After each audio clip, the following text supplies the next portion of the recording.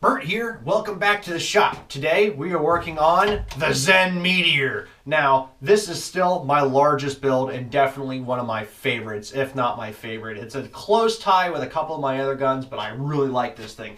And I'm probably going to end up liking it a lot more as we get closer to completing it. So, today what we've got on our agenda is we're going to go ahead and we're going to sand down all the individual 3D printed blocks that got glued together with my trusty sander here, and we're going to make everything nice and smooth, give it a nice glossy top, real smooth finish. That way, so when we paint it, we'll end up putting probably 4 to 5 coats of primer on it. Then we're going to sand that again, and that'll give us a very fine, very crisp, clean surface to paint on, as well as make everything look very flat, and it'll get rid of all the the print lines that you end up getting when you 3D print a lot.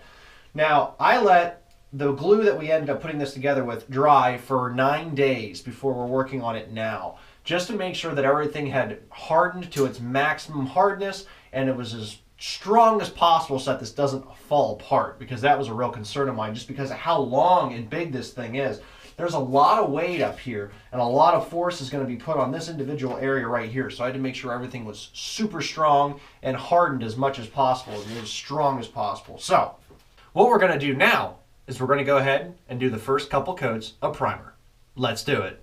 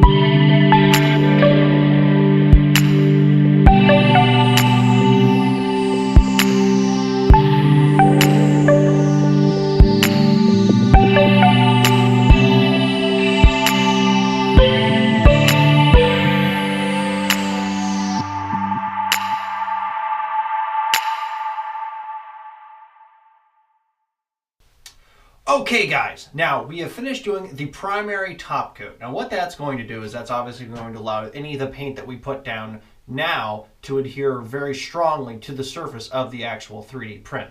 Now obviously what I'm going to do here is I'm going to take and show you guys. So we did a really thick gray primer, and that was, obviously what we want to do. Both sides, we're going to sand it a little bit And then what that'll do then is that will allow us to give a slightly more smooth surface. And then what we're going to end up doing is taking our next primary coat, which the gun is primarily black, and then it has a bit of a gold, almost gold brass or bronze patina to a lot of the housing. So we'll end up doing that last. But right now we're going to do the black. Now the black's going to go on very, very thick, and we're going to do several coats of it. So what we're going to use is just regular cheap old run-of-the-mill black spray paint. Then we can start doing our final coats and our final touch-up taping, and then do some really, really cool artistic work with it, because I don't want to make this Zen Meteor look like all the other Zen Meteors that are, that are in the game. Obviously, I want it to look like something that is completely unique. And for a lot of the upper receiver up here, I can't do a lot of the really cool filigree, which is what that's actually called, the etching. So instead what we're going to do is carbon fiber. I don't like working with carbon fiber a whole lot, but it looks so pretty that I just have to do it. So let's go ahead and put some black paint on it.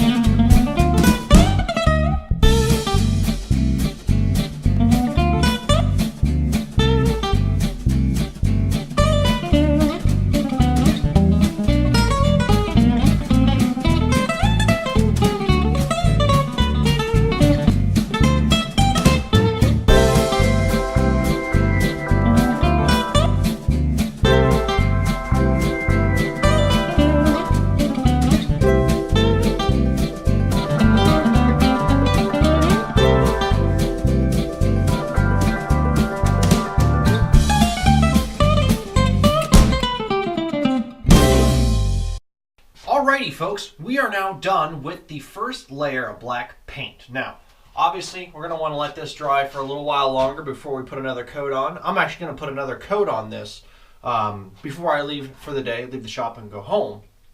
And then when I come back tomorrow, this coat will be completely dried, and then we can do some sanding and then put another coat on, and it's going to look awesome.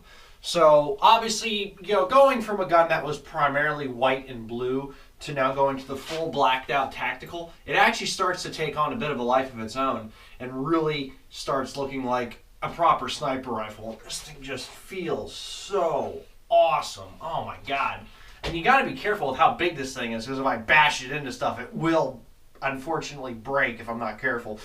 But it looks amazing. I actually was able to smooth out sections here where it joined together perfectly. You can't even feel the transition. A couple other spots, I'm going to use a little bit of Bondo and plexiglass, or maybe just use straight Bondo and give it a little bit more detail and clean it up. I got to clean up this little section here. I'm actually adding a piece of electronics component in here, so it'll have a fan and it'll do something really cool whenever I'm done with that, provided the pieces that come in work.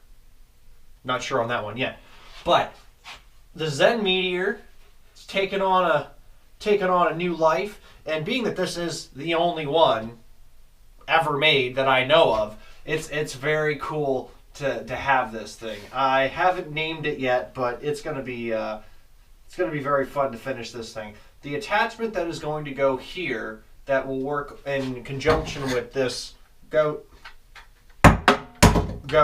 Okay, just stay put. Anyway, the stay. When the fuck is your bird? Okay. Anyway, the piece that's going to go on here that's going to work in conjunction with the sniper scope and the special ghost that I'm going to make to go with this will be very interesting. I have a lot more designing to go with it, and I'm pulling from a lot of different ideas from equipment that is real and fictional. So we'll see where I go from there. But until next time, guys, I am Bert from Pixel Armory. Like, favorite, subscribe, and I will see you guys later.